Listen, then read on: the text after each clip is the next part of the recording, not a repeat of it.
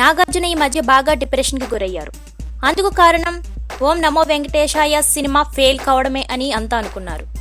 అయితే రాజుగారి గది 2 షూటింగ్కు హాజరు కావడం లేదు. నాగ్ గత కొద్ది కాలంగా అన్ని అపాయింట్మెంట్స్ను క్యాన్సిల్ చేసుకుని తన ఇంటికే పరిమితమయ్యారు. దీనికి కారణం నాగ్ ఆరోగ్యం సరిగ్గా లేదేమో అని అనుకున్నారంతా.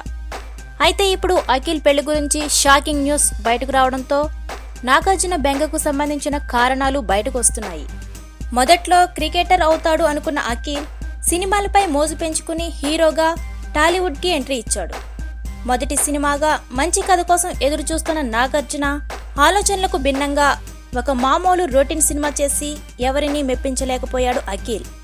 ఆ తరువాత తన నిర్ణయం తప్పు అని తెలుసుకున్న అఖిల్ తన సినిమాల విషయంలో నాగార్జున మాట వింటానని మాట ఇచ్చి తన 2వ సినిమాకు సంబంధించి అనేక దర్శకులు చెప్పిన కథలు విన్నాడు. అయితే ఇక్కడ కూడా అఖిల్ నాగార్జునకు చుక్కలు చూపించాడు అన్న మాటలు ఉన్నాయి. దీంతో అఖిల్ కెరీర్ని చక్కదిద్దే వరకు కొత్త కమిట్మెంట్లను పెట్టుకోరాదని నాగార్జున ఆలోచిస్తూ తగిన సమయం కేటాయిస్తూ ఉన్న అఖిల్పై వస్తున్న రకరకాల వార్తలకు ఏమీ చేయలేక మౌనంగా ఉంటున్నాడు నాగ్ అన్న కామెంట్స్ వినిపిస్తున్నాయి.